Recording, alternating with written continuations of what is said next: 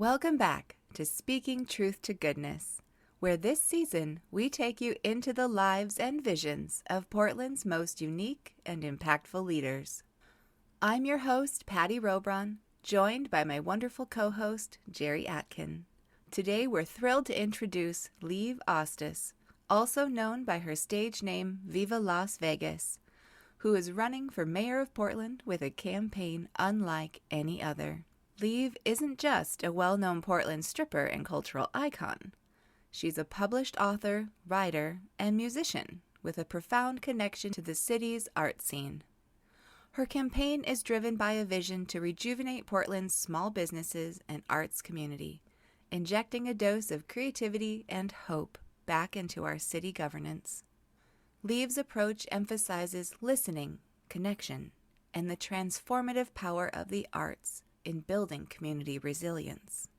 Throughout our discussion, we discover that Liv draws on her connection to the buffalo and how buffalo use their hooves to kick up the soil so that something new might grow.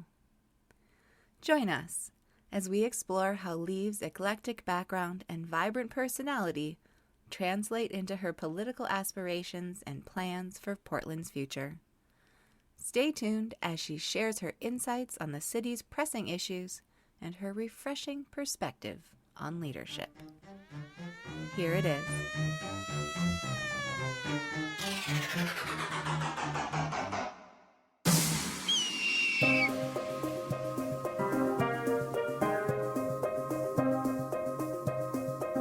Well, Liv, we are so excited that you agreed to come to our table of candidates. Thank you for having me. We're going to have fun today. I love and we're going to look at things that really matter. Yes. Well, I do want to get to know you a little bit first, though, because I saw that you were from the Midwest originally. Yes. Tell me how you, made your way into the world and then to Oregon. All right. So my dad was a soldier of the Lord. I was born in South Dakota to, Norwegian German family. My dad was a football hero, worked at Augustana College. When I was 3, he got the call. God called him up and said, I want you to work for me. So that started a very peripatetic childhood where we moved to... Wait. You just used a word I don't know. Peripatetic. Moving around. Okay. I don't know. I think I was really bored in high school and memorized all the vocab words out of boredom, and I just can't help. I can't find an easier word sometimes. So sorry if it makes me come across as highfalutin. I'm not. Okay, you are bringing up something really important, and it's great that you're our last candidate here because this whole series has been the running joke that Jerry hates when I use words that are more than 5 syllables because he spent his career working with working people. And he was like, no, you don't need those speak words. the language of the people. Yeah, so I get that. But then we also Patty, have big beef over the word intersectionality. Just say the word that causes intersectionality, Jerry. Intersectionality. Intersectionality. Stop it. Yeah. You mean how interactions affect each other? Yes. Yeah. Okay. Not a traffic thing. Not a traffic thing. No. Sorry. Yeah. I'm a little sensitive to that. Oh, I love words. I love the Latin origins, the German origins, Swahili words. I studied 5 languages over my long peripatetic early years. I am in awe of that. I love words. I'm a writer. It's when you use words that people don't understand to try to explain important things. I tend to get irritated. Okay, well, I'll just make you really vexed then. I'll bet you know how to talk to people. That'd be my guess. Yeah. Well, so I moved around a lot as a kid. That's Army. When people hear my story, they're like, "Were you Army?" I'm like, "Army of the Lord." But so we moved to Minneapolis, St. Paul. My dad went to seminary there, and then we moved to Wisconsin, and so kind of back and forth, like rural, urban, rural. Are you from Minneapolis, St. Paul, or something? This look. Cult upbringing. When it was California first, but then Wisconsin and Minneapolis. Wow! Awesome. Wow. Hi, friends. Yeah, hi. So we're very similar. Although I don't think of the religiosity that I experienced as a cult. Like my dad, like I said, football hero, musician who got called. He said that his doubts. He doubted so much that he wanted to explore his doubts and was so sure. He's like, I dare you to convince me of faith. And then, so he has a very philosophical take on theology, which I really appreciated. Super liberal, pro-choice, pro MSNBC, probably to a fault. That's really pro-queer cool. rights. What's that? I mean, yes, Patty had a different experience. Yeah, and religion can really be toxic. And now there's books lying all over his house, like how to call yourself a Christian in these times. And it's tragic when you've devoted your life to something like that and really see it as a force for good, that all of a sudden it does become anathema to people and hurtful. And people have PTSD that have been around some of these teachings. So, my dad's religion is about joy, forgiveness, love, forgiving. Yes. Everybody gets one chance. Give him a hug. Give him a hug for me. Aw, you would love him. Yeah. Had he lived in. Wow. Yeah. Okay. Rice Lake, Wisconsin, Galesville, Wisconsin, St. Paul, Minnesota. And then for high school, he got called to this little congregation up in the North Woods of Minnesota. Grand Marais, Minnesota, like loggers and artists. And so that's where I went to high school and went for a year to Germany too. I was very restless as a kid and had never been on a plane. I have 3 younger brothers. We didn't have money to travel. So I raised enough money to go on AFS, American Field Service, and spent a year abroad in Germany. I knew 0 German and came back fluent. And so, traveled throughout Europe on no money. It's amazing how, you can travel if you insist on it, with very little. Got into a really good college just because my test scores were so good, I guess. So I went to Williams College, which is considered to be the #1 liberal arts college in the nation. I had mostly a free ride there, spent a year abroad, junior in Tanzania and Indonesia studying. And then I had $12,000 in college loans, felt really saddled with those, but wanted to be a musician. Came out here, discovered the strip stage. I had been thinking about stripping at college as like an intellectual exercise. And I really believed that it was feminist and stripping was art. And so was curious about investigating that, thought about doing that in Minnesota. My mom's like, this is all very interesting theoretically, but you're actually scheduling an audition? Hell no, your dad's a pastor. So came out here, really burdened by $12,000 in debt, wanted to be a musician, took the stage, and haven't looked back. I did pay off those loans within 5 years, by the way, but it took longer than I thought. Your musicianship is what? What are your musical gifts? Yeah, I would say I'm primarily a singer. I've studied piano since I was 5. I taught myself guitar in college, so I do write my own songs, guitar and voice. Right now my main band is a French vocal trio. We sing medieval and Renaissance French sex pop. Je suis ici. I'm a trained vocalist. I was in a touring girls choir in middle school. Soprano, sing opera, punk rock. When I moved out here, I really wanted to play punk rock, and I fronted a band called Coco Cobra and the Killers. I've been a part of several country bands. Just nothing is better than being on stage with a guitar and a group of friends. Nothing is better. That's my dream. And the stripping, while I love that too, that primarily was, to buy time to do these other things that I felt called to do, which is music and writing, both. And I can't give up one. People are like, if you gave up one, you might be good at the other, at the other one. I'm like, no, they're both integral to my being. I need the solitude and the writing and the processing, and then I need the stage craft and the vocalization that comes with singing and just screaming. When I went through cancer, that was my therapy, 100%. Just, wow, punk. I, on the other hand, was a free-range chicken.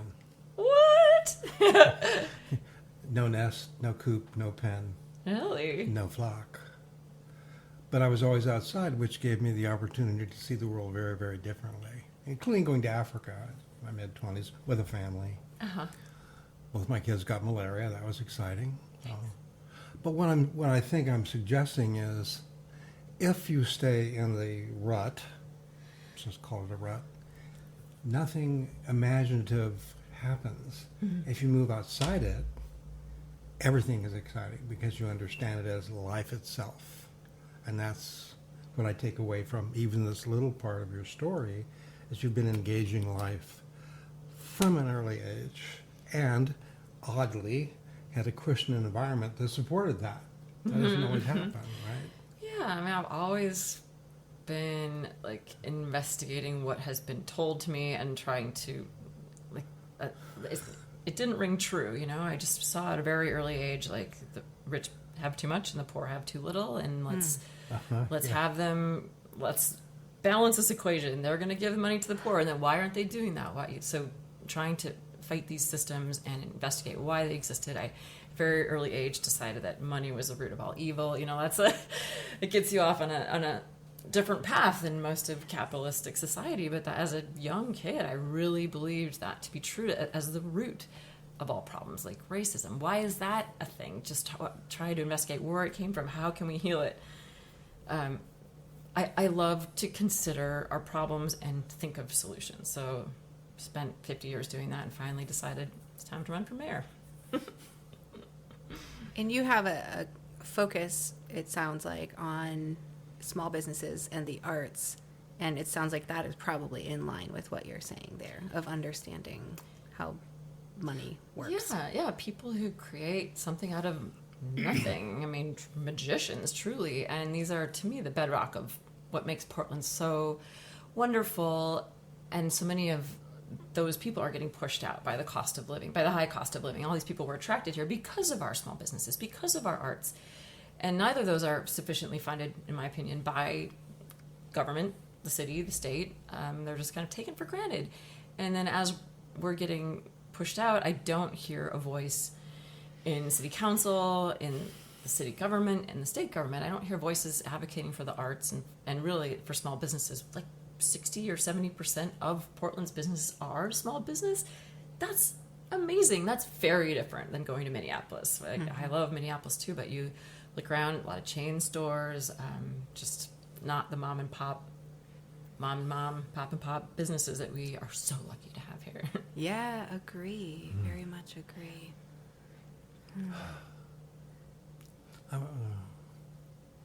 So then you began to sort of open up a possibility of, I was just talking with someone about during the WTO demonstrations 25 years ago, that the government corporate response was, there is no alternative. And the response was, another world is possible. But a lot of people buy the fact that there's no alternative. They lack imagination. And why? Because they go to schools where imagination is not valued. Right. So beaten out of you. Yeah. You want to talk about that? or bored out of you. Right. You can be bored out Certainly. of you too, but it's like, so what I'm sensing here is, I believe that all change that's going to make a difference has to come from the ground up. It can't come down. It just won't work. It's how we work together, how we treat each other. This crazy concept called kindness, I don't know where that came from, is the bedrock of everything. This is someone who spent like 60 years doing theory and politics and, working in nonprofits and I was, it really comes down to how we treat each other. And if we can't have a conversation, we're never going to get out of this alive. I mean, literally, we're not going to get out of this alive. So I love the perspective that you bring to something as often sterile as politics, which is not creative. Well, I'm kind of curious now, given that we're switching our council model from the 4 to the 12 and different districts and all of that, it also changes the mayoral role. And I'm wondering what your thoughts are on that and why you see yourself as a good fit for this new way that the mayor is going to interact in the city. Right. Well, I've been encouraged to throw my hat in the ring for years, but it never really appealed to me. I don't want to run bureaus. I don't want to legislate. I'm a stage creature. And when I saw this new form of governance, I thought, the mayor's a stage creature now. Like, the mayor is primarily a figurehead. Yes, they have important jobs to do, but, you get a wonderful team of brilliant people around you to help you hire the city administrator, help you find the best chief of police for Portland. And then what I want from the mayor, somebody who listens to everyone, connects with everyone, inspires everyone. That's what a stripper does every day with every person who comes through that door. I don't care what color, creed, they have to be over 21, but that's a stripper's job. And I think that I'm amazing. A perfect fit for the mayor. And I want a mayor who is positive, is optimistic, has hope, reflects the best parts of Portland to Portlanders and to the nation and to the world, because we've got this real dark story about what Portland is, and it's partly true, and even that story negates the humanity and the amazing gifts that our houseless people, that are drug addicts, still are humans and have magic and gifts and talents that are not spoken to. They're totally dehumanized by that narrative, and I'm over it. Yeah. What is it that you know about humans' needs and desires that we aren't meeting right now, that we need to do for each other? Well, kindness, like you said, and recognizing the basic human spark in everyone. But we need beauty and we need truth. And I think people come into strip clubs not for a sexual interaction. They come in for beauty, and there's something fundamentally truthful about that interaction. A smile for $1. Like, people just want kindness, and that's another task of a dancer, is to be kind to, the CEO of some company and to the homeless person in a wheelchair. So those are neglected by our current society and called for. Beauty and truth. So one of the things that I think is important about Kamala Harris's candidacy is it's like opened the can of hope that's been blocked, and it's going to go lots of places. It's not just going to go to Kamala. It's going to go into community organizing, and instead of running bureaus, city council people are going to be community organizers. They're going to be paid to organize the community. And if the cohort that we've interviewed is successful, holy shit. They're amazing, right? They're Holy amazing. shit. I agree. We could turn this fucking thing around. It's exciting. You'd never get a chance to do such a complete flip. I know, it's really You'd exciting. get a little change here, no. We're going to dump this water out and refill the bathtub. Right. Yep. Thank you, Portland, for voting this in. Exactly. Like, professionals running bureaus. What a great idea! And then, inspired people. I want to do it. I want to run the police department. Well, I do want to run the police department. Yeah, right. Yes, that's needs some new runners, leaders. So do you have some thoughts on, all of the different people that you recognize are people with valid feelings, thoughts, things they can contribute to our communities? What are your thoughts on how those people are reached out to and brought in so that their voices are heard? Are you speaking specifically to the houseless and the people suffering from addiction that I mentioned, or just everyone? I guess everyone, because I think there's a lot of very middle class folks just sitting in their houses doing all the normal things they're supposed to do, and they're also missing it. But yeah, definitely starting with the ones whose voices are least heard. Well, that's an interesting point, that, everyone has that creative spark in them. Everyone is an artist, and there's probably partly through schooling that we're just told that, either you can't do that because it's not capitalistically feasible, or you don't have the talent required. But we are all artists, and I've called upon my, big A artist friends, it's our task partly to humanize the people downtown, to listen to their stories, write them, make a song out of them, or give them the microphone. There's this idea that someone shared with me quite late, maybe 15 years ago, cultural humility. Difference is not threatening. Difference is exciting. And kindness is our natural movement. I found I could go almost anywhere and almost into any community safely. Because I brought this sense of respect and excitement and joy. And it's not complicated. It's easy. It's easy to do. So the ability that you have to go into whatever aspect of the community, I doubt there's anyone you can't find a way to connect to, and is so critical and such a desperate need. And you'll do it one way or the other. Whether you're mayor or not, you're going to go on doing what you fucking do until you draw. Exactly. I've not changed. That's what I bring to the stage, what I bring to the music stage, to the books, is a attempt to connect with everyone and to show us all that we're the same deep down, and to connect and listen. That's beautiful. I mean, the name of this podcast is Speaking Truth to Goodness, and only this series is the candidate one. I mean, other than that, that's been the whole goal as well, is to talk with people who are having visions for what we can do together and how we can make the world better together, not in like some white savior way, but in a like, hey, everyone has a part to play in this, and what maybe we need to be able to give it is hope. Right. The thing that stops us from not going ahead and helping with something is we think it's not going to do anything anyway. Which is why I wasn't going to run for mayor for a long time. Like, why am I needed? Why inconvenience myself and my daughter and do this? And I don't belong on that stage. Like, wait a minute, yes you do. This is a democracy. Like, those people are no smarter than you. You're the same age. We're all 50. Three of us candidates are. I'm like, am I old enough? Am I grown up enough for that? Like, yes, you belong up there. We all belong up there. And I think a lot of us struggle with that, like imposter syndrome. When it comes to politics, I'm not a politician. When I finally made peace with this was when I said, it's not me entering politics. It's another facet of my art career that I'm exploring and stepping onto a different stage. Then I was like, oh, I get it. It's a great way to think about it. She's making me really happy. You seem happy already. I think she's good at that. Oh, yeah, good, yes. I'm going to reinvest it. I'm going to take that joy and spread it. Yeah, that's a great idea. And if I don't make 15 people laugh in the day, I feel like I have failed.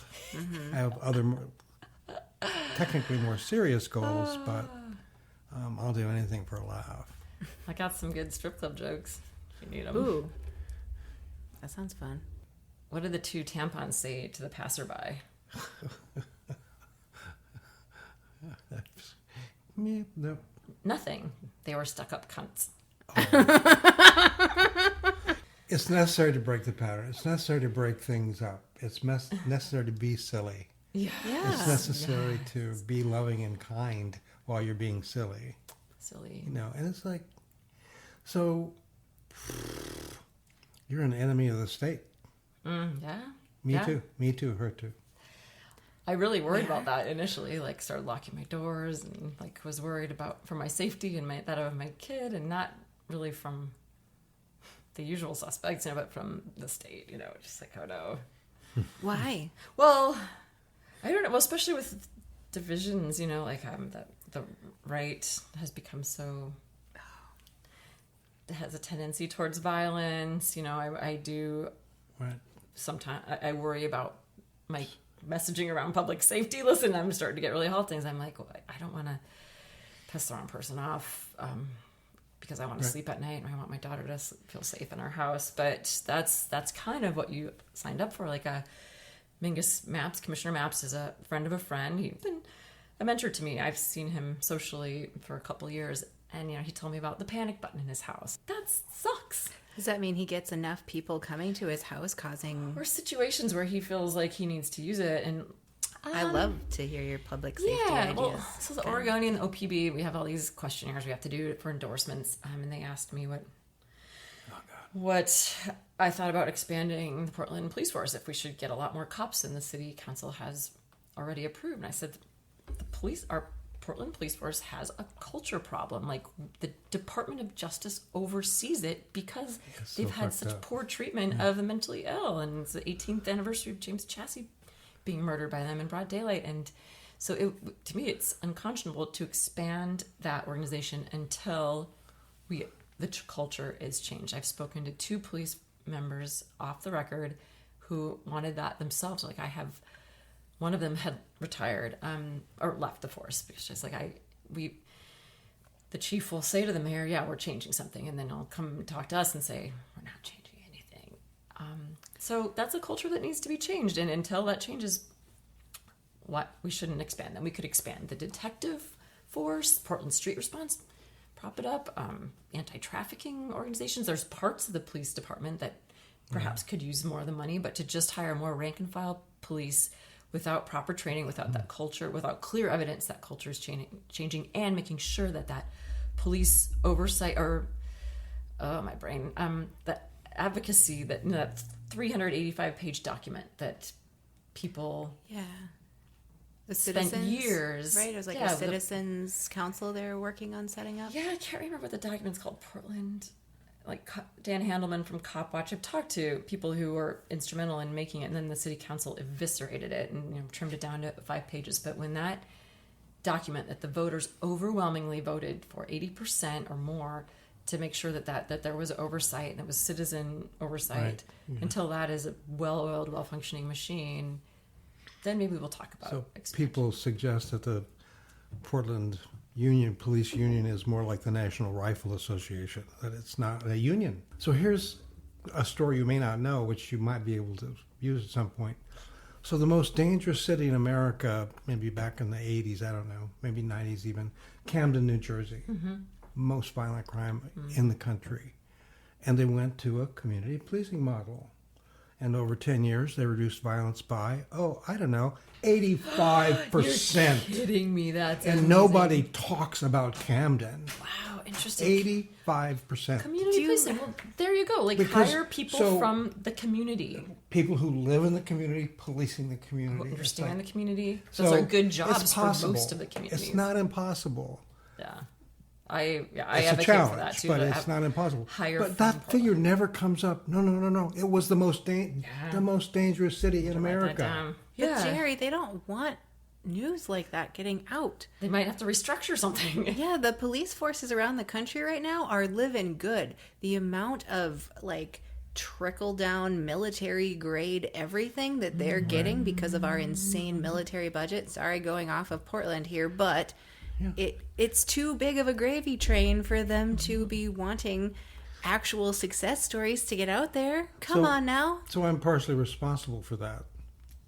Okay. Because the WTO demonstrations, we actually won. And the next demonstration was completely militarized. Yeah. I mean, there literally when you was say a won, complete change. So the World Trade Organization... I remember the protests, but... they had their ministerial meeting in Seattle, and we shut it down. And they had to give up and go home. And 400 people were arrested. That was exciting. But there was very little violence. There was even police violence. It was so creative. You would have loved it. Dance troops and amazing ways to sort of link yourself together so nobody could possibly deal with you. And it was the most creative action I have ever seen by far, with so much joy and so much integrity. So literally, because Seattle could not contain it and had to give in, every other police force said, not on our watch. And I do believe that the militarization of all that war surplus stuff, of the WTO. if it may have begun, but it completely accelerated. The next demonstration was in Miami, and they herded people into cul-de-sacs and beat them. And I don't know how long you've been doing police accountability, but Kate Lohr was the social justice minister at the Unitarian Church. She lost partial eyesight. She took a bunch of parishioners to Miami, and she lost partial sight in one eye from being tear gassed in the eye. So here's a thing that, because of that story and other ones like it, that I am realizing in the world of activism right now. If we want to be peaceful activists and we have a really good idea, we get one fucking shot, because it won't work again. Right. They'll be ready for us. Right. And we don't think of it that way. We're not thinking of what fucked up thing are they going to do next. Let's head them off at the pass. We're just like, love and peace, bitches. Let's do this. And that is not the train they're on. And so when we have a good idea, we ought to make it go far. Don't get me started on that. The difference between tactics and having a plan is significant. Strategy is very different. Civil disobedience is not a strategy; it's a tactic. Anymore. If it's not serving a particular path, you shouldn't do it. Yeah. Interesting. So. Interesting. Okay, I'm calming down now. Yeah, right. Unlikely. So thank you for being who you are. Thank you for It doing ain't what easy. you do. It's not easy. No, it's not easy at all. So that gives you some props for doing it. Thank you. And you have a 9-year-old. That's another entire responsibility. It's my campaign manager. Your campaign One of them, manager. I have a more official grown-up one too. Oh, no. But Nine. oh yeah, it's great. My daughter loves canvassing. I did ask for her permission and for permission from my partner and stepdaughter, 'cause this is a big sacrifice for all of us, but it's been less of a sacrifice than I would have expected because they're really excited. They're really excited to learn about it and to participate. And I'm super excited to share, my learning with them. This is how things work. And here's what's really frustrating. And they're a great comfort to me too when I do get And sad or 9-year-olds are mad. cool. 9-year-olds are amazing. Yeah, she's pretty cool. Well, and I know we've had other candidates at the table during this series that were very passionate about the idea that children are very much Portlanders and their voice and the way they want their future to, I'm going to cry, right? Like the way they are seeing the world and how they want their world to be. Yeah, of course they should have their voices heard. I know, I often say, I'm going to give the vote to 9-year-olds, vote for me. Or 8-year-olds or whatever. But they deserve more of a voice, and we don't listen to them like they honestly are more enlightened because they're less.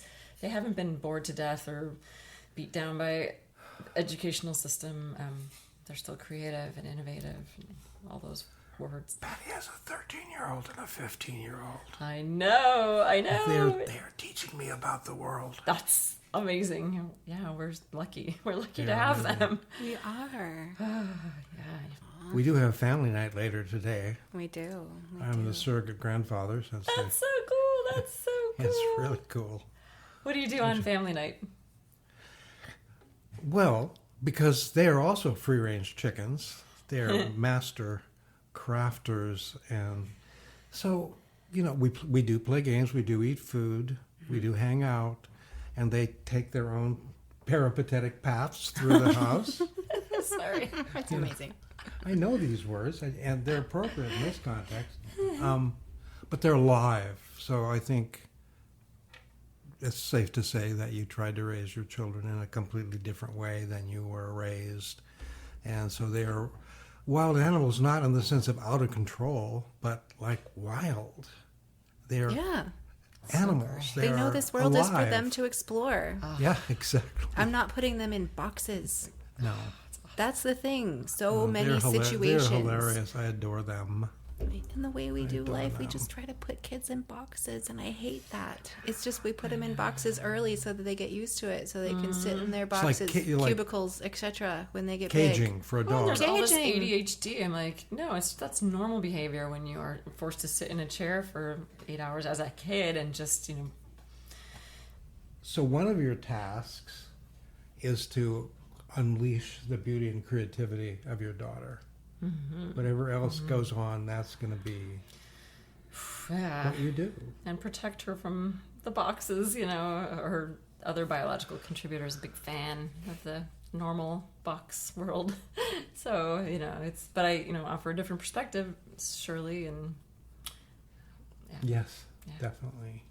One thing I should give credit is due is psilocybin. I think Oregon, we have amazing innovative thinking, and we are using this medicine that grows out of the ground and honoring it for what it is. It's medicine, and it's free. And I see all these people downtown who psilocybin heals depression and trauma and addiction. It reforms your brain, your neural pathways, and I just this is a perfect medicine for that population. And I during COVID, I couldn't find therapists to deal with my own PTSD that was coming up, and ended up doing a couple psilocybin ceremonies, deep dive, and found it was just a really remarkably healing, generational healing, lots of trauma healing. And that's one of the messages I have received from psilocybin is it's time for you to step forward. It's time for you to leave your comfortable home. And I always turn into a buffalo from South Dakota, and I just the vision of a buffalo's hooves kicking up the dirt to allow new things to grow. And I see earthworms, I see badgers, I see things that tunnel under the the soil to aerate it, as just it's time from the bottom up. You said from the ground up. It is time for us to aerate the soil for new things to grow. And my last vision was about the people who live downtown and who live next to the earth. They live on Mother Earth's breast. They are. That's our new pioneers. That's what our lives should look more like. Not the addiction piece, but being so close to the earth and not having these giant towers and all this electricity and plumbing. Like, we're going to have to make some big changes as climate really changes. And those people are doing it. They are climate warriors. I toured Ground Score Association, where a lot of the houses are employed to pick up trash, and the head of it said they are so concerned with, environmentally responsible, all of them, is they live on the earth. Those are their communities, and they make sure that what can be recycled is more so than probably most of us do. So it's interesting. Thanks for listening. No, I so appreciate the psilocybin discussion. Just miracle healing for And me. So asking for a friend, did you do this more in the large trips, or was there like a microdose element to what you did for healing?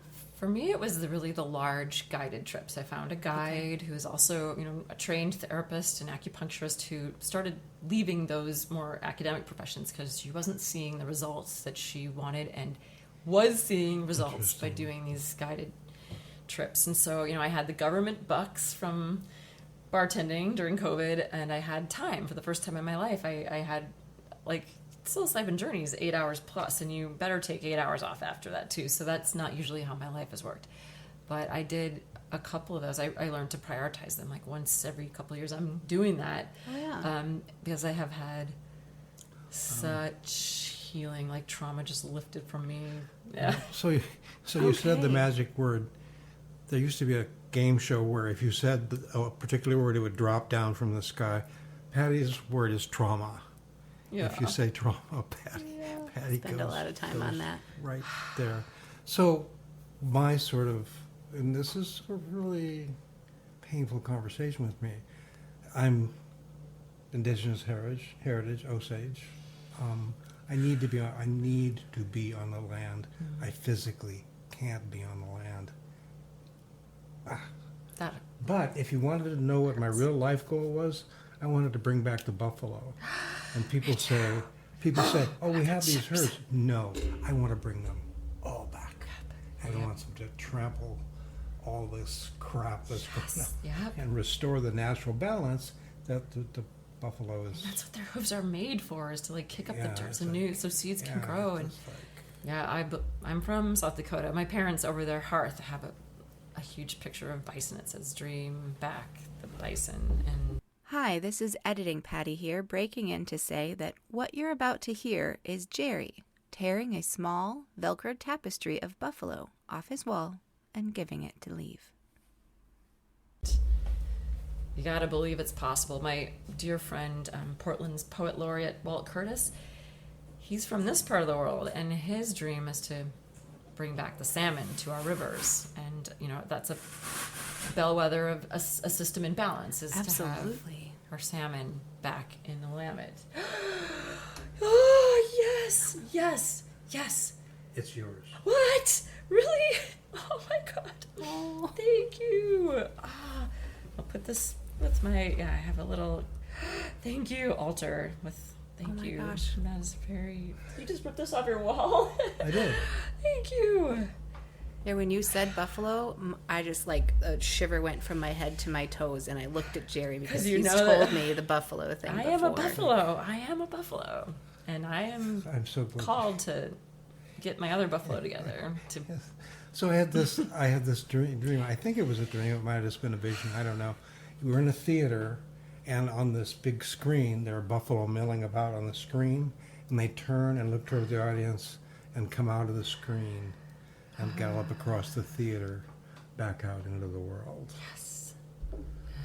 Let's keep dreaming, Jerry. These dreams are important. It's a deep dream, and it's we are so far from that. My heart is so broken. And my heritage Killers of the Flower Moon is my father's story, my grandfather's story. He was 10. I didn't want to when even that watch happened. that movie, but I did. I didn't. I I can't. couldn't read the book. I just couldn't. I can't do it. I try. Yeah, but heard. my daughter, one of my daughters says that the beautiful depiction of the Osage culture is worth the Much trauma. care was taken, Yeah. and it. I struggle with that. Like, representation is so important because otherwise we forget these stories. Like Land O'Lakes Butter, there was a little Native American girl front and center on it, and that was a Minnesota dairy, Land O'Lakes.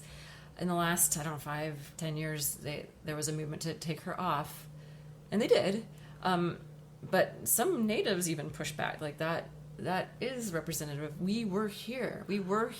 And yeah, it looks like tokenism when it's just this little native girl in the middle of all this lakes. But when she's gone, I found that more troubling because we have to remember that they were there. They are still here.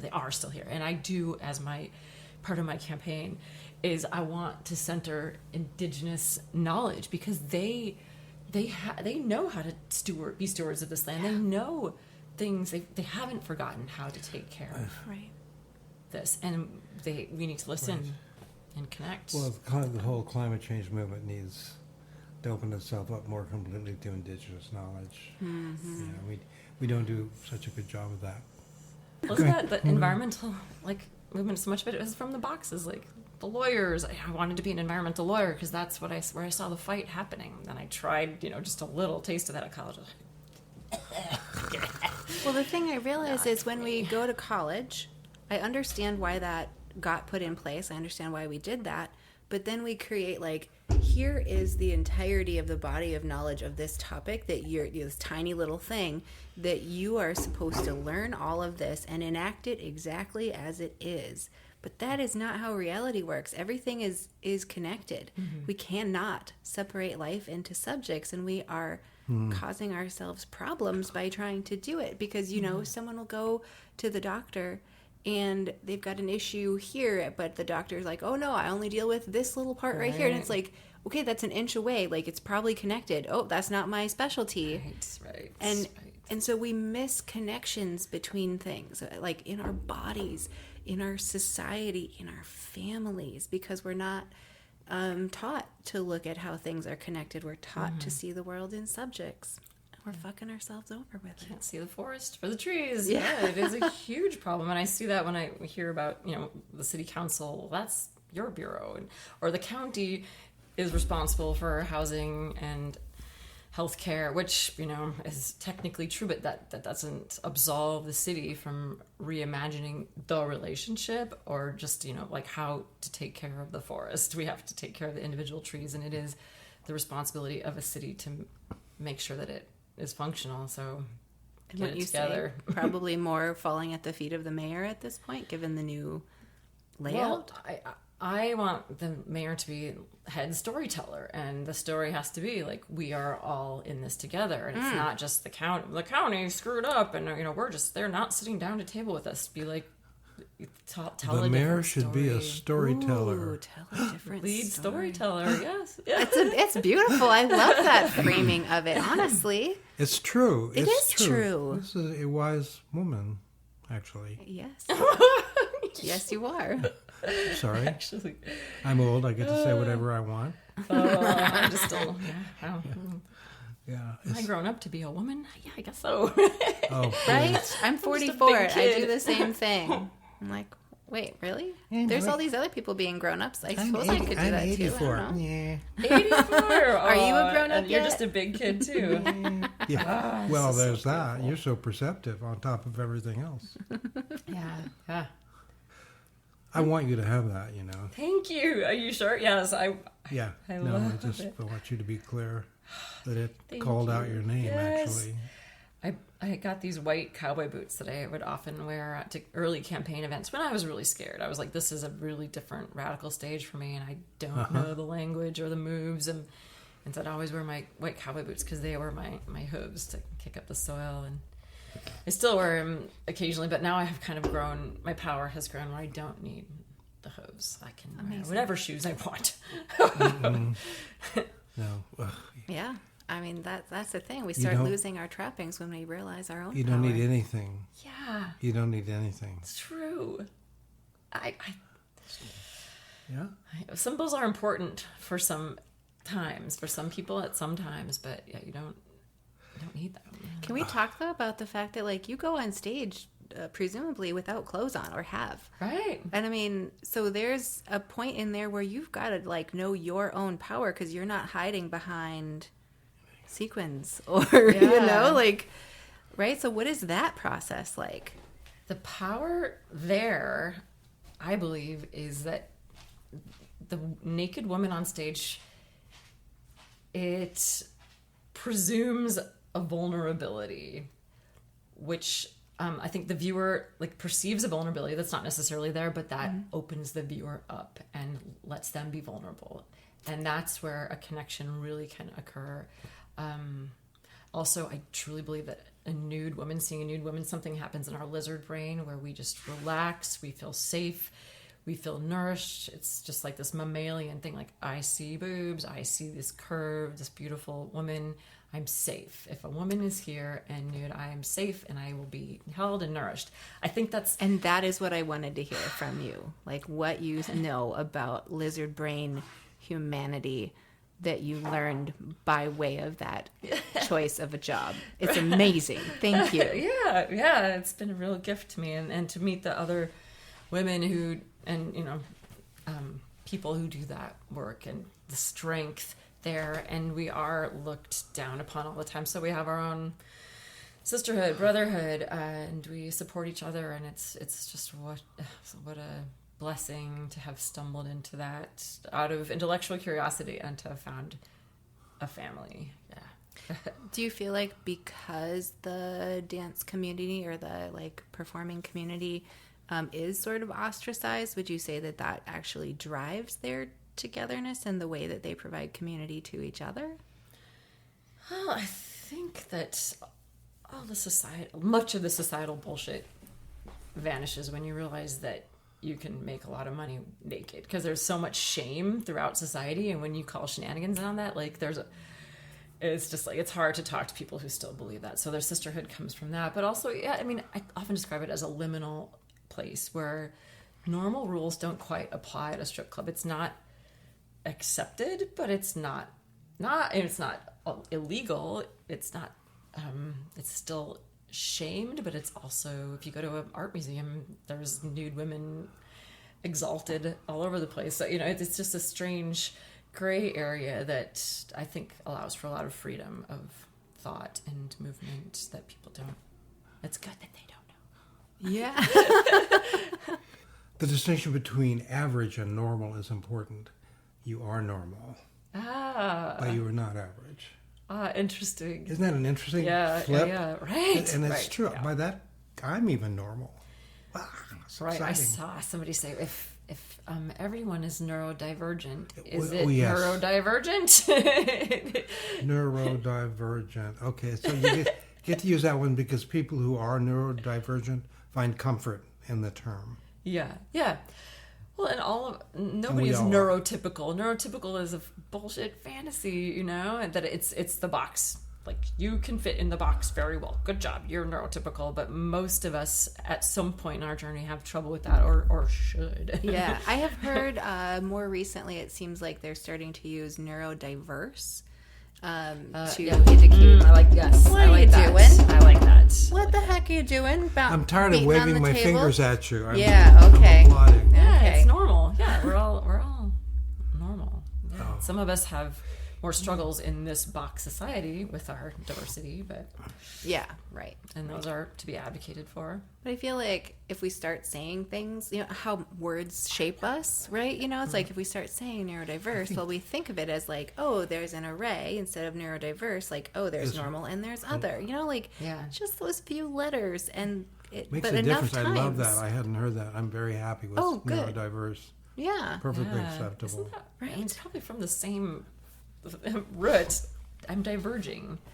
Oh, but yeah. somehow divergent sounds not good. Right. Neurodiverse is multi-path. Divergent is a path off of the main. Mm-hmm. Yeah. Nice. Yeah. No, you were right, though. Definitely connected. Yeah, hey, I love words. Yeah, me too. Thanks, words, for being there. I do too. I want them to use appropriately for the audience. Oh. Does that make me bad? No. What does make me bad? Because I know I'm bad. Do you remember any Swahili for our Swahili listeners? That would be amazing. We haven't translated the podcast into enough languages yet, it seems. Oh. I have a thing about words, though. I think we all get our panties in a twist about the definitions of words, but I don't think we typically use words for their definitions. I think we use words because of the feeling it creates in our body or the feeling we want to create in other people when we use those words. Interesting. You know, right? Because we could look at a definition, and even then I think we'll have different feelings about words.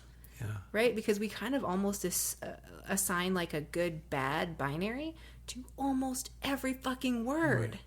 Why do we do that? Yeah. Well, I love words that have like rhythm to them. That's why I love peripatetic or like have a... It does. Peripatetic is a lovely word. Or I love alliteration. But if you use it with a steelworker, you're probably not going to communicate what you want to communicate. Right. This is why I hang out with her. Yeah, it's great. Yeah, the insight there is just delicious. Without her, I'm dull and lethargic. But, whatever. This is such a great conversation. It's such an important conversation. Thanks for having me. And I feel like I can have small parts of it with people, but rarely can I sort of, bring out the buffalo. I mean, but that's how we need to talk to each other. Yeah, I don't talk falsely, but I don't tell everything I know all the time. And yet we're at that stage where we need to be constantly up against the joy, up against the fear, up against the danger. Every minute, we have to be fully alive and engaged. Yeah, does that sound familiar to you? Yes. Well, I loathe to engage in small talk and always have been. And that is a challenge. Partly the mayor race is, they keep handing you the mic and people seem to have these kind of regurgitated answers. And they seem to be speaking to whatever choir they're in front of. Like, so when they hand me the mic, I try to use my time to really advance a new idea or a new concept, or just wake somebody up to be like, oh yeah, that is a strange way to look at it. How we've been doing it can be changed. You bring up a really good point that, and I don't know if you meant it exactly this way, but kind of no matter if you win mayor or not, you have changed the conversation. Yes. Right? And we can come back to your changing the conversation, but that idea first was apparent to me knowing Andra, because Andra's running without money, entirely on a platform of climate. And so what they've been able to do is when there's a forum, guess what? Everyone has to listen to them say something about all those oil tanks up on our North Shore there. Mm-hmm. And that forces everyone else to fucking pay attention and be like, oh shit, I need to have an opinion on that. Yep. So it changes the conversation. Right. So what would you see as the things that you're bringing to this new style of race that's changing the conversation? Well, I've already seen the other mayoral candidates embrace some of my talking points, platforms, obviously support of the arts, advocating for arts and cost of living, making sure that is accessible to not just artists but to everyone. The environment, I do not hear enough from the mayoral candidates about the environment, although I don't feel like I've changed that as much as I want to yet. But really a message of hope and optimism. Nobody was doing that back in March and April. It was all like, Portland's having a really hard time. None of the mayoral candidates were doing it.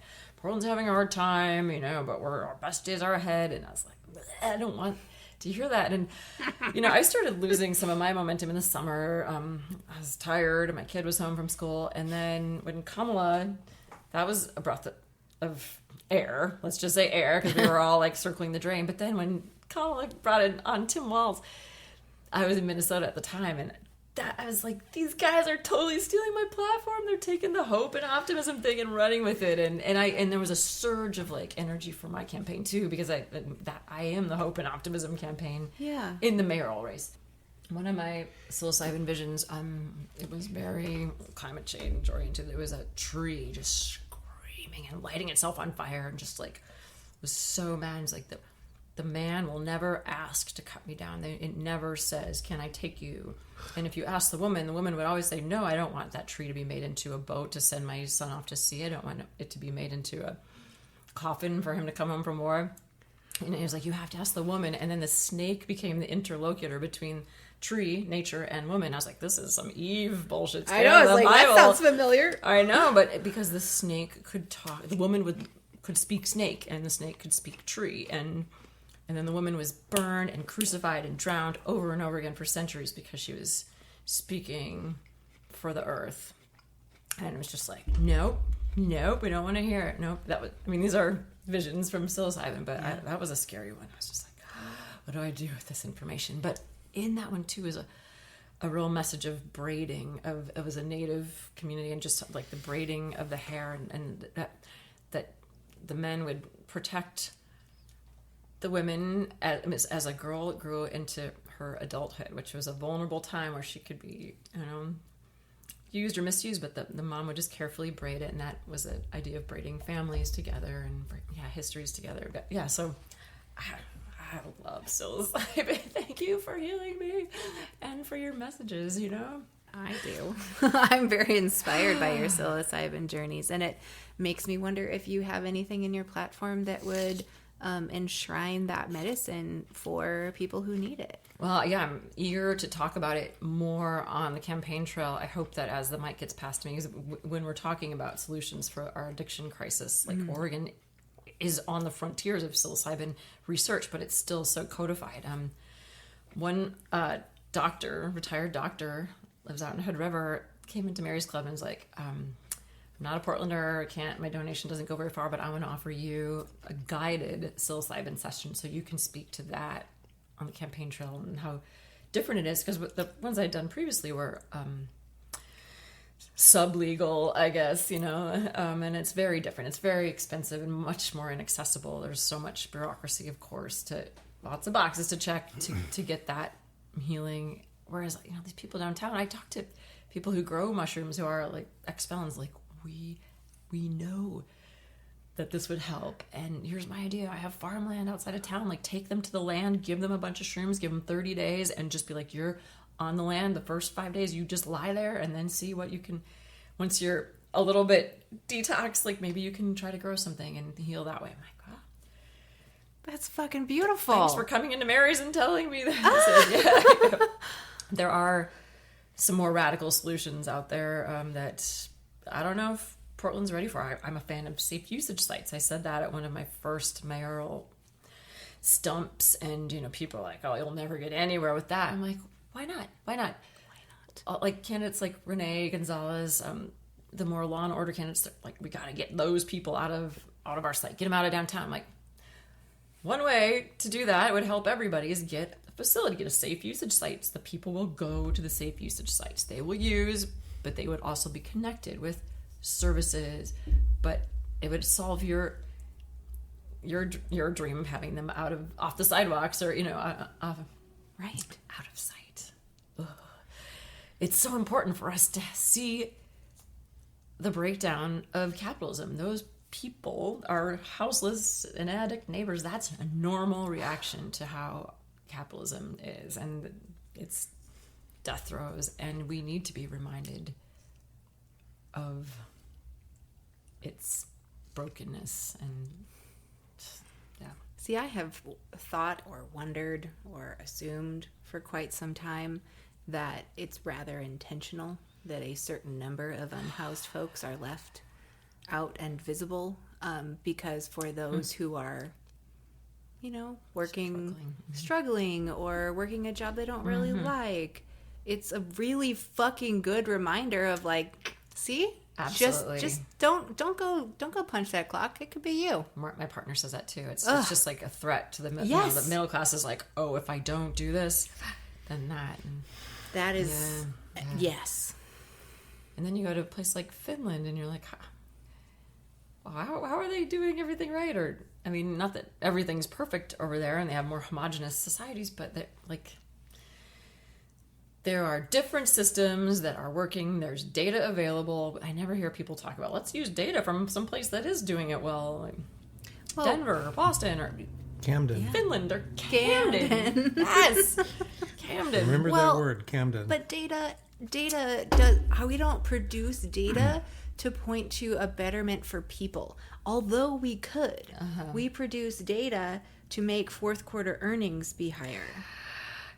And that's, I really struggle to see anything that is bigger as like the core of our issue than that.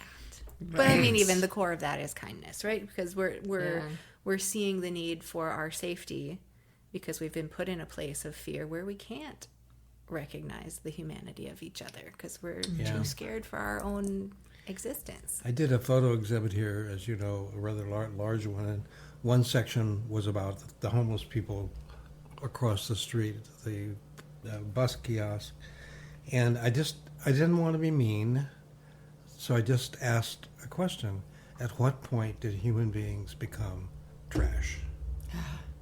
At what point? Oh, that's the point when we stop being human. That's pretty clear about that. Okay, I'm ticking again. I'm going to sit over here and yell, and then I won't do it anymore. She's so mean to me. I can plainly see that.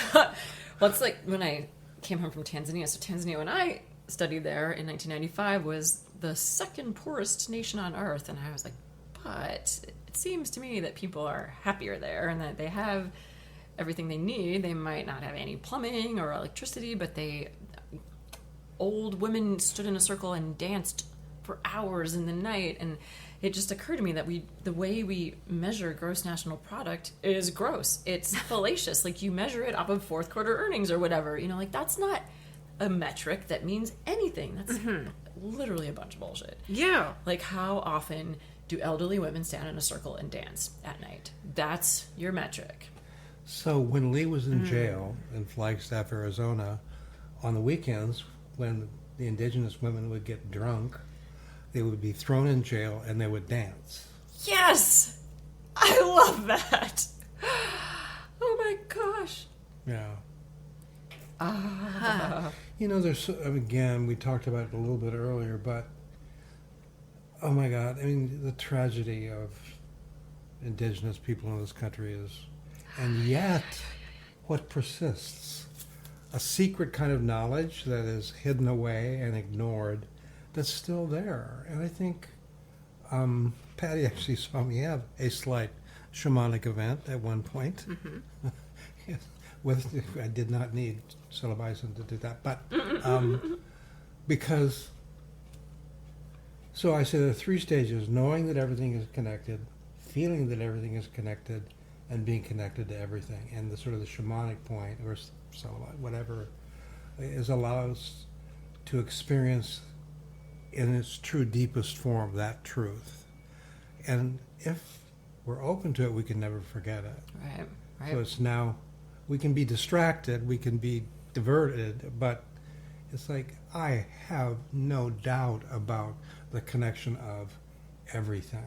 And that you cannot consider one small piece unless it's connected to all the other pieces and not do violence to the reality. This is as far away from how capitalism works as you can get. Commodification. Another great long word, right? Okay, I got busted again. You know, it's like turning everything into a commodity, and I think, that's a whole other. So, for daughters, we were sitting there, they were crafting, we were talking about the podcast, and they simultaneously started chanting, what? Late stage capitalism. Late stage capitalism. Oh, for cute. Oh, that's way better than what I mean, I'm always like surrounded by Taylor Swift and Olivia Rodrigo, but that's better. It was hilarious. I don't even know why they did it. I don't even know where they remembered it from. Either. Oh, delightful. But they was spontaneous, and they did it simultaneously. And they didn't even look up. They just kept crafting. enchanted late-stage capitalism. Land should never be owned. That's ridiculous. There's no borders but skateboarders. There's a candidate for mayor from a couple terms ago. If we didn't have borders, it wouldn't be us and them. It wouldn't, these conflicts would be effete. I mean, there'd still be the other, and we'd still... I sometimes feel like that's our burden in life. Just life is... The meaning of life is trying to, I don't know, exist with the other, and it's always going to be a fight or a fuck. I don't know. It's even, the animal world. I mean, there's always antagonism, right, that propels us forward or backwards, seemingly, but that's there's ball of wax. I do believe in joy, a fundament of joy and love and harmony and growth and... But I think we can have all those things and recognize that it coexists with shit. Mm-hmm. Yes. Right? Because I think that's the thing, is like we get this idea of heaven early on or something where we think, okay, well, if things are shit, then they can't be good. Well, no. I mean, it's like you can love someone and be angry at the same time. And so these things can coexist, and they have to coexist because the love piece is the only thing that makes the other pieces bearable. Yeah. Well, religion is a top-down conceit, right? Or monotheism is, but then we're talking about ground up. That's more like a native idea, like ground up. Yeah, no trickle-down stuff, and that is seemingly what monotheism is. Like, it's... Would it be more like pantheism, maybe, that everything is deity, everything is one? Yeah. I don't know. The sacred is in everything. The idea that if I look at an unhoused man there in his darkest point, like... I am him. Yeah. Yep. That's how broken we are. Well, but that like that we are all one thing. Yeah. Like we're so connected that like I might as well be him. Right. And to allow him to need to pick him up and help him. So what do you need? And it's going to be a long journey because it was allowed to devolve to there.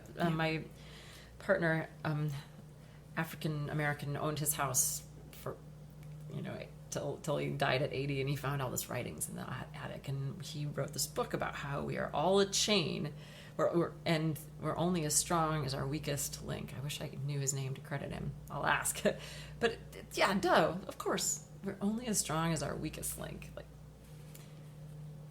And yet that phraseology is used to hurt people, to tell them that they're the weakest link, right? Oh, yeah, that's a good point. But too. it's true. Mm-hmm. And what that should do is make us let's strengthen the weakest link, but instead it's used to point fingers. You're right. It's your fault that Why? This is breaking down. I think that's so crazy that the biggest villain of our day is a houseless person.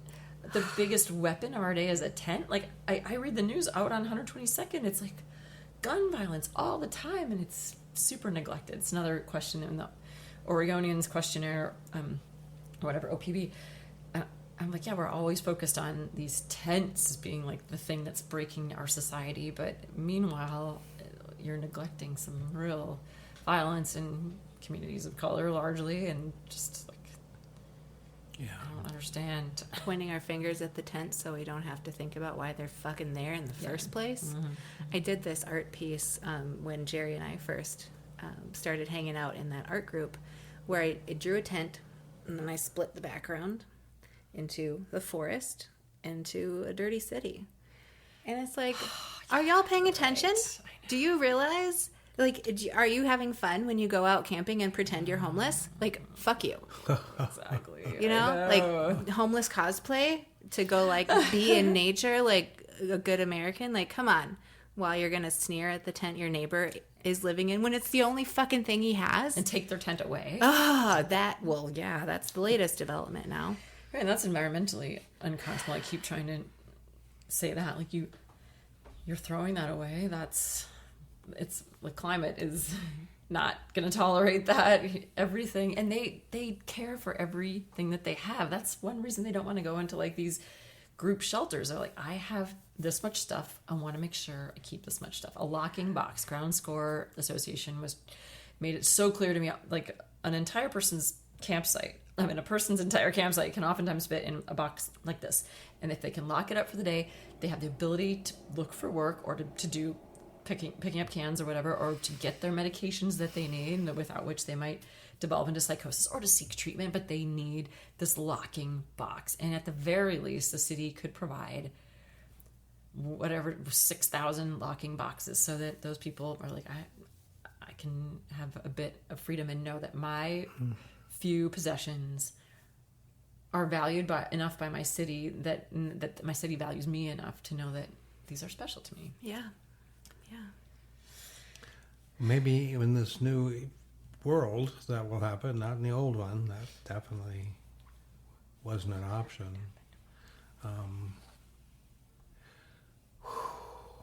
I want to do it. I want to build the new world. I mean, We're doing it right here, right? Which is great fun because my cult talked about the world tomorrow. And so as a kid, I was like, well, yeah, all the things we want to see happen, no more pain, no more suffering, helping each other. Like, I don't know if I could fully wrap my head around the God part of it because, unseen and all.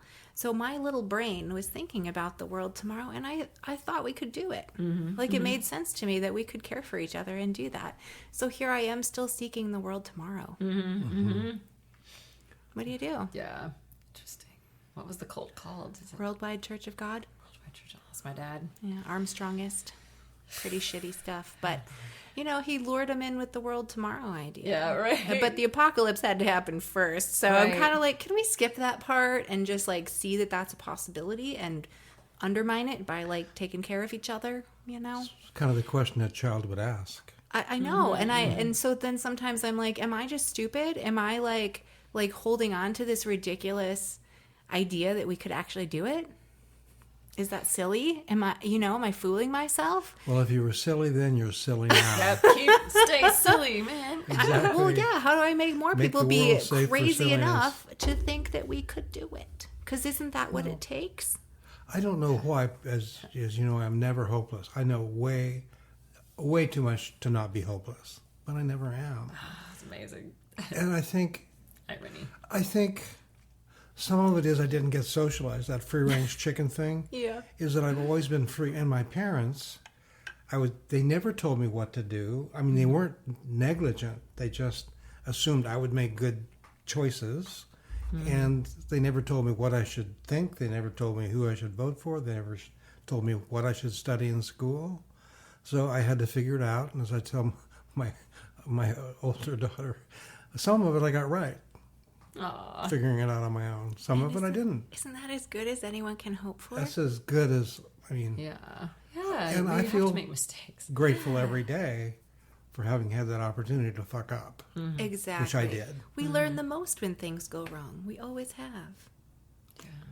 And then we go to So school we and should we be get in grateful to trouble. capitalism? No. Listen, I mean, we go that's to what we learn school from. and they tell us we're wrong and bad and we got a D because we made some mistakes. Right? Red marks instead of oh, well, great. Now you learn something new. What? We've got it all backwards.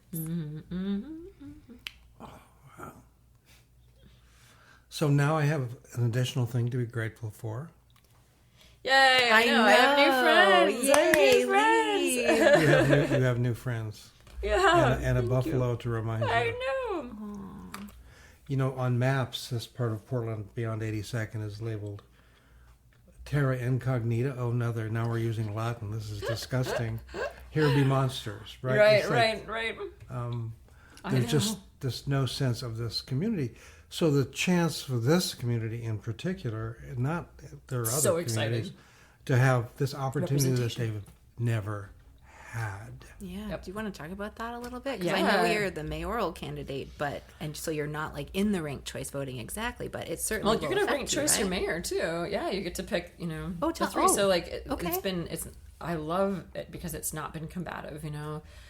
Initially when I jumped in, heard from plenty of people, including the one week. Well, you're hurting Carmen Rubio's chances, and Carmen Rubio is thought to be the one person who can beat Renee Gonzalez. A lot of people anyone but Renee. So, and then if I'm hurting Carmen's chances, then Just I'm walk facilitating away. the fascist. Or, that's not how it works with ranked choice voting. You can pick her first, pick me second.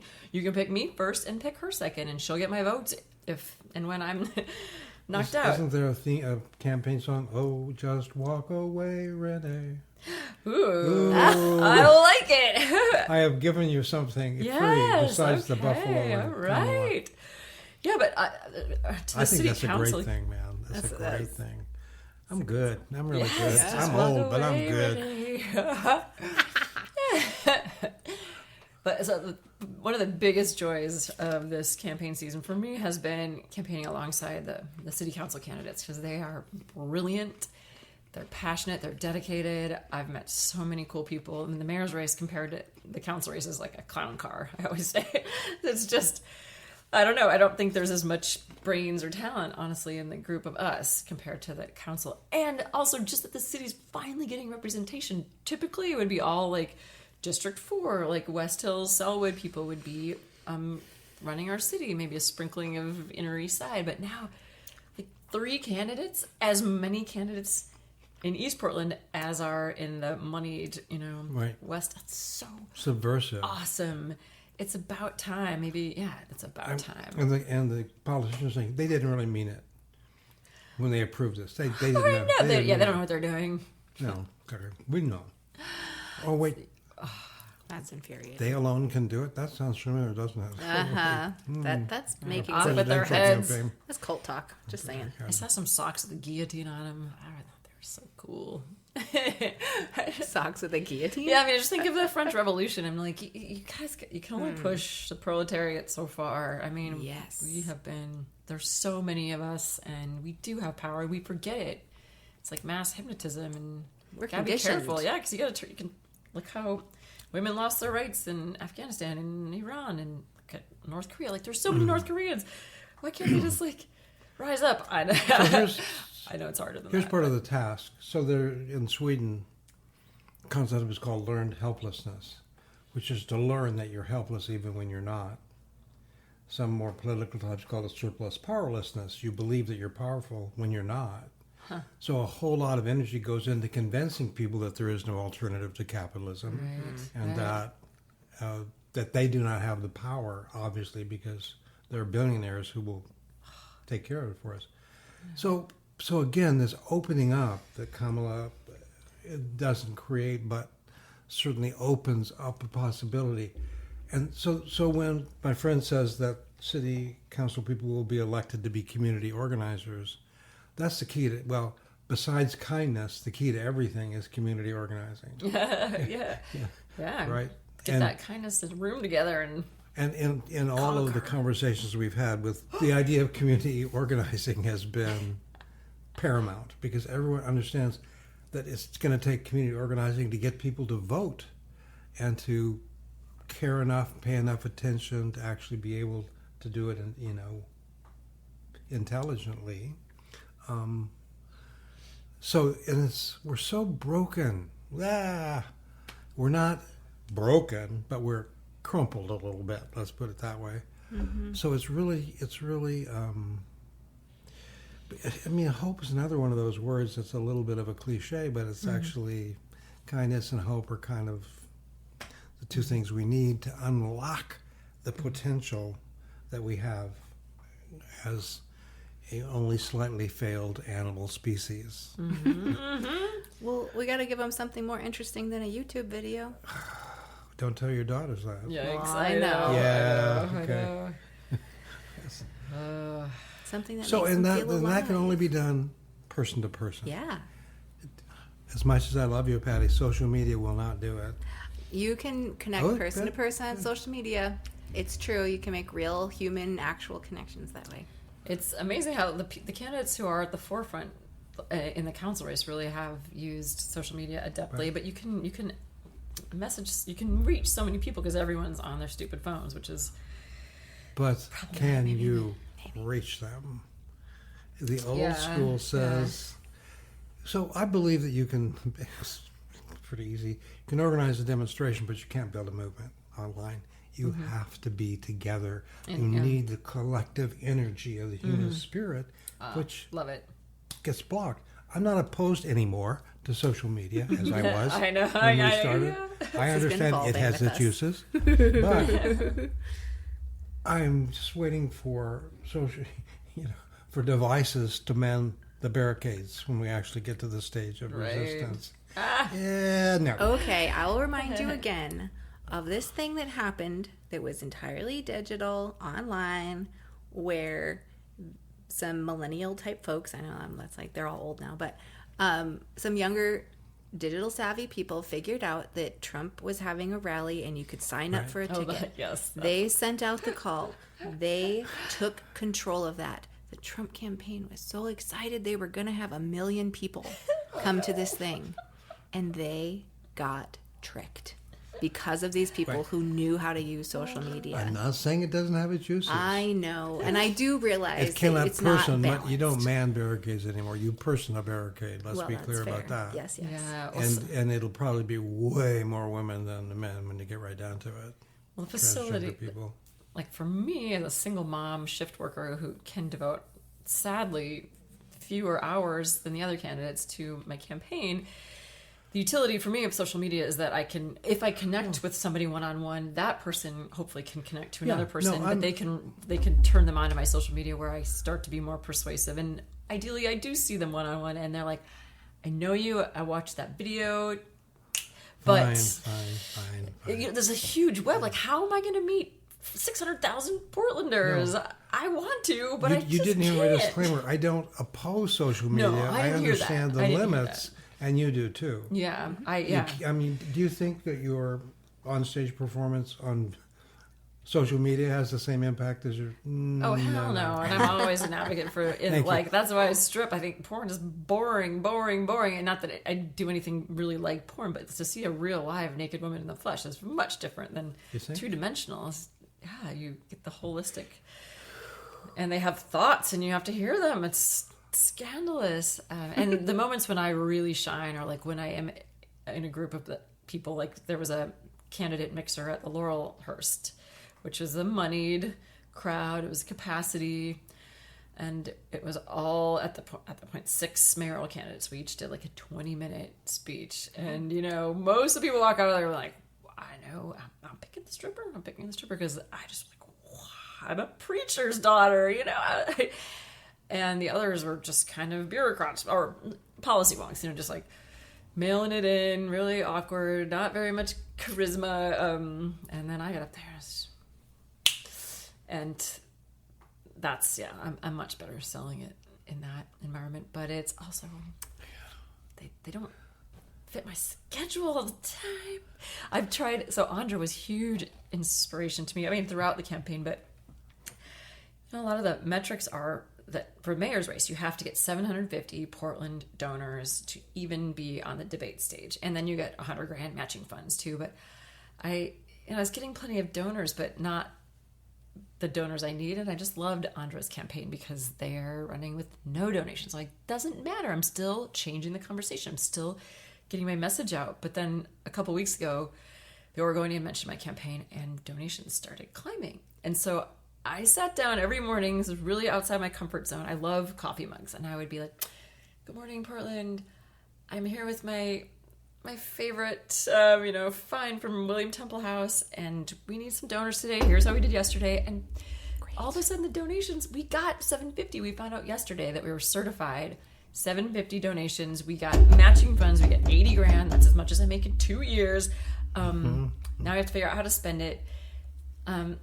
So that legitimizes our campaign, but still they're saying that we can't join certain debates because we have to also have made $50,000 with our campaign. And although we have as many donors, our donors are small donors, which is under $25. That's a large donation for a lot of people. It's not micro. Right. And just that this whole small donor election program exists to welcome small donors in and have people like me run. And then the metric at the end is like, oh, actually you needed to make more. It's just like, oh, I'm gonna cause a little bit of hell about this. But so they're making us feel like everyone gets a say now with these little small donor donations, but then it doesn't actually work because at the top they're still like, wasn't that fun that we let them give their money to those candidates that we're not going to let win? Right. We have all the donors that they do, but we have $40,000 that we raise, which is a ton of money for raising it $5 at a time, $10, $20. Yes. But it's not enough to be on the debate stage. We need an extra $10,000 in the next 10 days. I'm like, I'm not prioritizing that. I'm prioritizing meeting people. I'm tired of asking for money. I see now why politics is so much like, we got to get these donations up. Partly it's to get your message out, I guess, but also there's a metric, or, you're not taken seriously until you have this war chest. So before I came here, I wrote to the Oregonian, and they wanted a comment from me about how it felt to get certified or whatever. And I was like, it feels shitty because here's why. Like, we're still not going to be on the debate stage because, this is the first year of this small donor elections program. There's going to be some kinks, but that's a big kink because that runs contrary to its mission and contrary to the mission of democracy. So that was my first cup of coffee. Call out the bullshit. I love it. And you know what I feel like you were doing with your cup of coffee and your hey everyone is you were giving them hope because you told them that donations happened yesterday. Yeah. So we are a happening campaign. You're not giving this to a black hole, right? Did you see any of them? No, but okay. I'll go look now. Yeah, you gotta go check them out. But I can just tell. Awkward. I'm so awkward. Oh, whatever. I know. Well, that would be charming, and you could fake it to be charming, but you're not. That's what the pros said. These are really genuine. You're hitting on something. Yes. Well, that's what every social media content creator thing says is be authentic. Yeah. Okay, well, that's the word they used. Right? It's like how can I be authentic? I'm not going to decide to do that. I'm just going to not hold bullshit in my head. I should never have drank a quart of water this morning. Oh, no. Do we need a break? I'll be right back. Well, you can speak to lots of people. So what did you say your work was? My work? I'm a stripper. Was there another? Because I thought you mentioned something else. Oh, well, I mean, I bartend once a week at Bunk Bar, which is a local small business that originally they hired me off the stage to be their hostess at Clark Lewis. I love working in food service. I did that as a teen. I really love the camaraderie and working with people. I still write occasionally. I used to get a lot of money writing. I edited a magazine, but that's just fallen off. Just the way the culture is. And my band, I am a landlord now. I have a duplex that I bought with my brother 20 years ago, and he moved back to Duluth. So I rent out 3 rooms. I mean, so it's just like a wing and a prayer putting it all together. And I try to always, try to keep my rents as low as I can. And you know what? It's so hard for me to raise the rent. But then when I see some of the utility bills, I'm like, we're all going to have to move out if I don't raise the rent. And so that's there's a contradiction, and you just have to live with it. Mm-hmm. Property is theft. Owen George, 1905. I know. I do not like owning a house, but when Catherine, who Patty knows, was 4, said, "Daddy, we'd come back from Africa.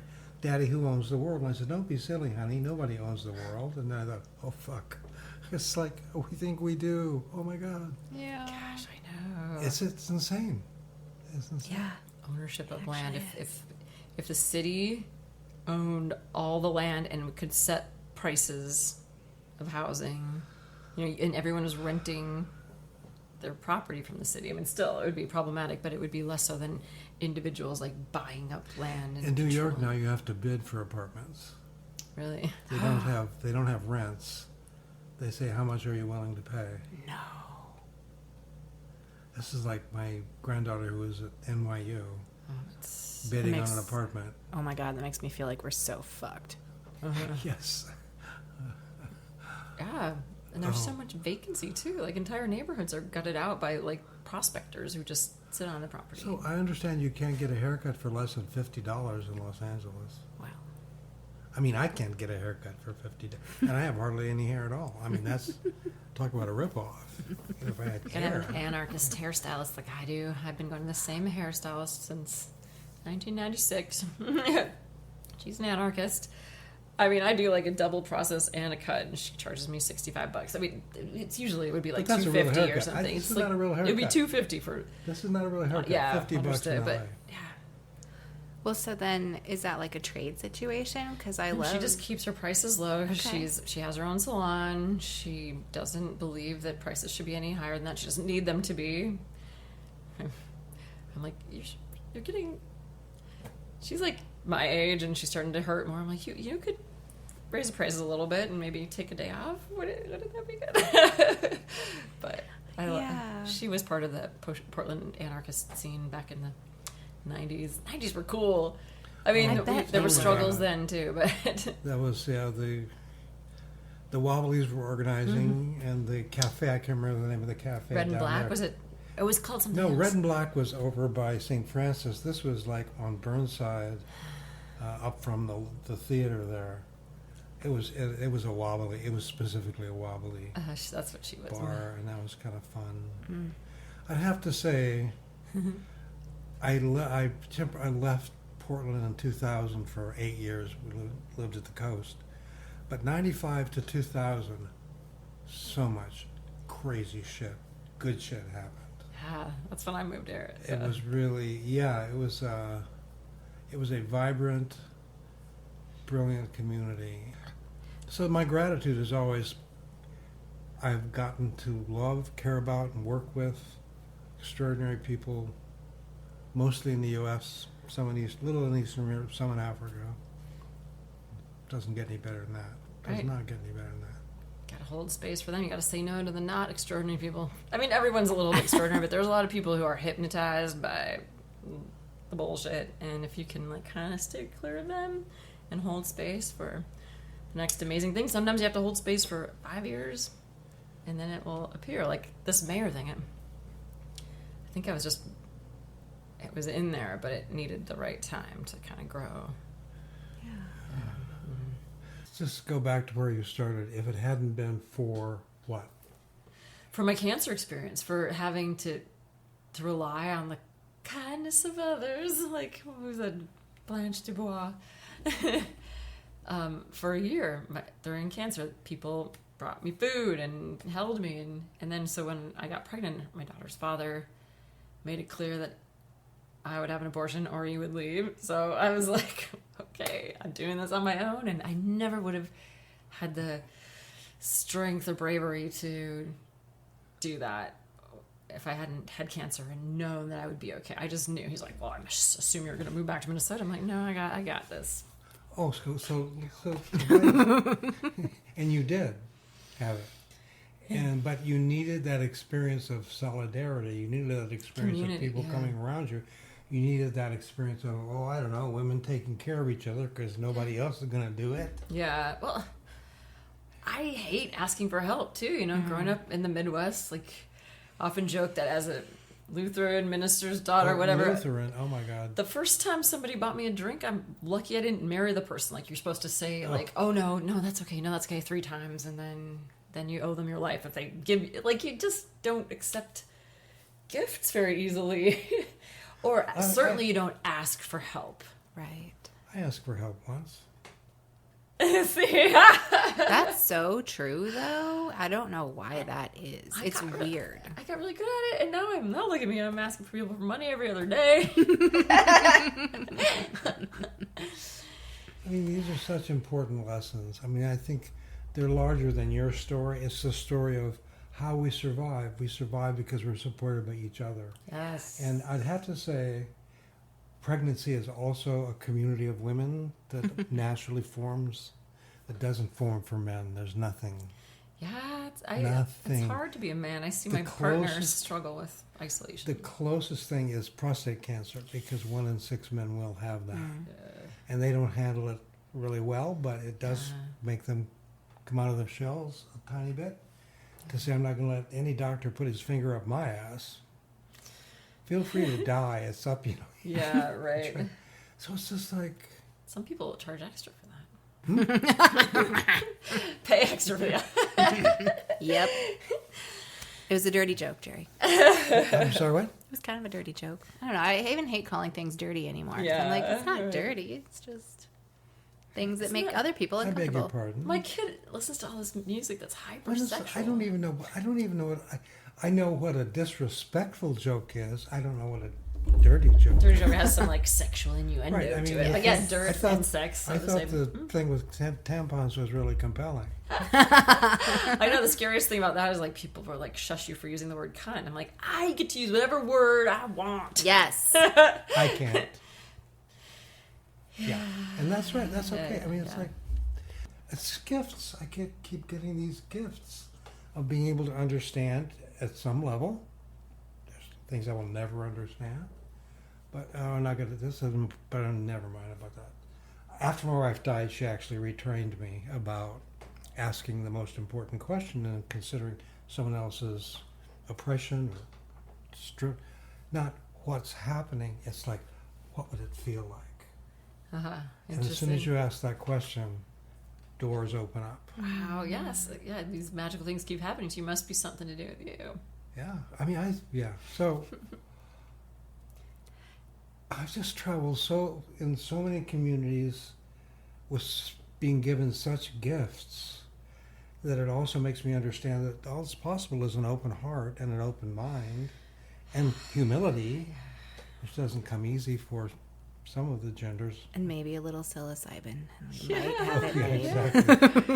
Exactly. I had friends when I was I've never taken drugs. So in the 60s who would beg me not to take drugs. Oh. They said, you're already so fucked up. Our very first episode, he agreed to do weed with And I me. lied. I just lied to your face because I wanted to get your approval. But I just feel like I'm so admiring of your moving into your life in a positive way and not running from it, not hiding from it, not pushing it, but just doing what you knew was right. It's not complicated, Listen for the calling. It sometimes calls. And we have to change and grow, right? Metamorphose. And I was like, I needed to grow out of my, I had a bad eating disorder as a teen, so I had to go through a 12-step method. That really influences too how I see addiction, because I was an addict. Like I just could not get out of whatever loop it was in my head that was making me not eat or compulsively exercise or then, binge eat. It was all consuming, and I got my life back through, I had to go to AA. They made me go to a 12-step, and that was all that was available. And I sat in a room in Duluth, it was like houseless Native Americans and rich housewives, and everyone came together to the same table, and their stories weren't that different, and they're all just vulnerable and trying to change, and you're like, these people all the same. It's almost like the solidarity you experienced when you had cancer. Yeah. But that lesson of solidarity is such a critical lesson. You have to open yourself up to it. It won't come to you. You have to be open. But it's like, that's how, I think maybe that's why I never lose hope, is because I feel this love and connection to the people around me, and I can't imagine that we won't prevail, regardless of what, because... I think we'll have half and half. I just think we always have half and half. The antagonism. Yeah, everything's just half shit and half amazing, and it's just how it is. And some shit is just amazing when you get into it. So thank you for coming. Thank you for having me. So appreciate it. Wonderful conversation. So that's where I've decided we're talking hearts, not talking heads. And we just drop in because we're serious. And we trust each other. And we don't care who's listening in. I would do that. That's right. Not hordes of people listening in. It's not a place for fear. But it's like, I can't help myself because Patty took the title of the podcast, Speaking Truth to Goodness, from something I had written. So I can't stop telling you how good you are, how important you are, what a difference you make. Yay! Yay, Liv! Thank you for being here, and thank you for running for mayor. Thank you. Yes, follow along on my YouTube channel. Just kidding. I don't have it, but if you are on Instagram, Smash that like button. yeah, right. My kid, spread the word. Thank you for joining us on today's episode of Speaking Truth to Goodness. We've had the unique pleasure of talking with Liv Østhus, a mayoral candidate who challenges the conventional boundaries of political engagement with her honest and forthright campaign. Liv shares her bold vision for Portland, focusing on revitalizing the city's cultural and artistic heartbeat while addressing critical urban issues. Her commitment to fostering hope and inspiration through arts and culture offers a compelling narrative for leadership, one that values authenticity and emotional connection. As Liv articulated her strategies for what it might look like to be mayor in our new council model, it's clear that her approach to leadership is deeply intertwined with her life as an artist and activist. We hope you found inspiration in Liv's story and her ambitious plans for Portland. Please continue to engage with us by liking, commenting, and sharing this episode. Join us next time as we connect with Andra Voltavine and sum up the conversations had at our roundtable of candidates this 2024 election cycle in Portland. Let's keep speaking truth to goodness, because goodness is all around.